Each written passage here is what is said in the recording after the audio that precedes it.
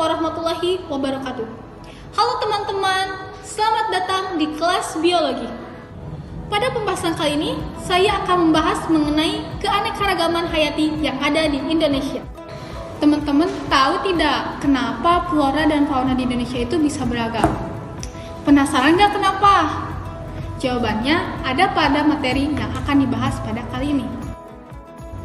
Keanekaragaman hayati atau biasa disebut dengan biodiversity merupakan keanekaragaman pada makhluk hidup yang menunjukkan adanya variasi dari mulai bentuknya, penampilannya, ukurannya, serta ciri-cirinya. Nah, pada keanekaragaman hayati ada beberapa tingkatan loh. Ada tingkatan gen, ada tingkatan jenis, dan juga ada tingkatan ekosistem.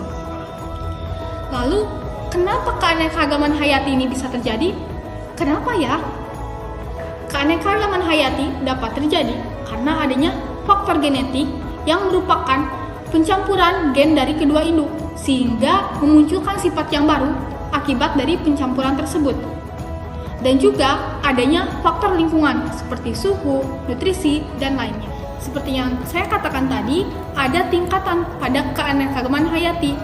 Yang pertama, ada tingkatan gen. Tingkatan gen atau biasa juga disebut dengan varietas.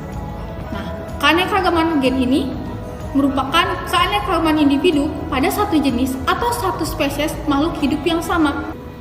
Ciri-cirinya ini biasanya mudah dikenali karena kan satu jenis yang sama ya, tetapi memiliki variasi yang berbeda serta perbedaannya itu tidak terlalu mencolok. Contohnya seperti pada bunga mawar. Ada yang berwarna merah, ada yang berwarna putih, ada yang berwarna pink, ada yang berwarna ungu.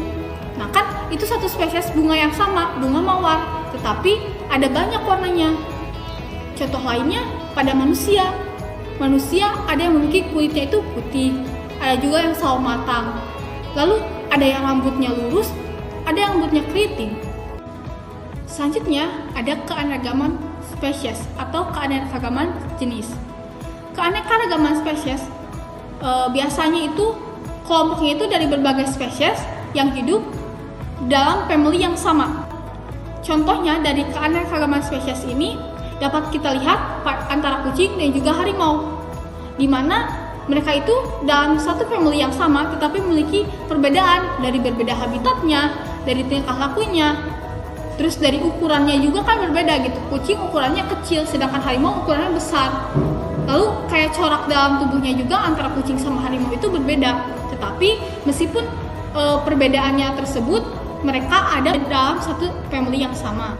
Selanjutnya, keanekaragaman ekosistem. Teman-teman tahu tidak ekosistem itu apa sih? Ekosistem adalah hubungan antara interaksi satu makhluk hidup dengan makhluk hidup yang lainnya dan juga makhluk hidup dengan lingkungannya. Kenapa ekosistem ini dapat terjadi? Karena adanya perbedaan letak geografis yang mengakibatkan adanya perbedaan pada iklim. Seperti perbedaan pada temperaturnya, pada suhunya, pada curah hujan, intensitas cahaya, dan lamanya penyinaran matahari. Sehingga perbedaan dari letak geografis maupun perbedaan iklimnya itu menyebabkan atau berpengaruh pada jenis flora dan fauna yang ditempati pada suatu daerah tersebut. Keanekaragaman ekosistem ini merupakan keanekaragaman suatu komunitas yang terdiri dari hewan, tumbuhan, dan mikroorganisme di suatu habitat itu. Kenapa bisa terjadi keanekaragaman ekosistem ini? Karena adanya keanekaragaman gen dan juga keanekaragaman spesies. Nah, pada ekosistem ini kita membagi dua tipe. Ada tipe ekosistem perairan dan juga ada tipe ekosistem daratan. Nah, berikutnya ada pula ancaman kepunahan keanekaragaman hayati. Sebenarnya kepunahan flora dan fauna ini bukan hal yang baru, karena kan beberapa ratus yang tahun lalu juga sebagian besar flora dan fauna juga telah berkurang atau telah punah, diakibatkan oleh kegiatan manusia dan juga oleh alam. Meskipun manusia merupakan penyebab besar kepunahan flora dan fauna, tetapi manusia juga yang merupakan satu-satunya makhluk hidup yang dapat membendung terjadinya kepunahan pada flora dan juga fauna. Lalu, hal apa saja sih yang dapat menyebabkan kepunahan keanekaragaman hayati terjadi? Yang pertama, adanya perusakan atau pemusnahan habitat. Yang kedua, masuknya jenis hewan, peliharaan, dan tumbuhan yang baru pada suatu habitat tanpa adanya penelitian terlebih dahulu. Yang ketiga, adanya penggunaan jenis tumbuhan dan juga hewan yang sangat berlebihan. Yang keempat, adanya pencemaran lingkungan, baik itu pencemaran air, tanah, dan juga udara. Yang kelima, adanya perubahan iklim atau pemanasan global terjadi. Yang keenam, banyaknya perkembangan industri, pertanian, dan juga perhutanan. Yang terakhir, adanya eksploitasi berlebihan saat penambangan logam dan juga pemanfaatan biota laut.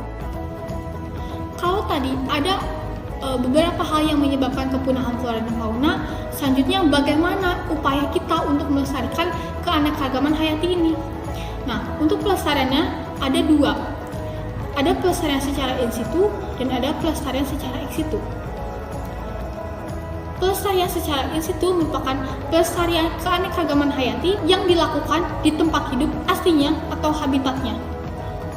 Pelestarian ini dilakukan pada makhluk hidup yang memerlukan habitat khusus atau makhluk hidup yang menyebabkan bahaya apabila hidup di sekitar makhluk hidup lainnya.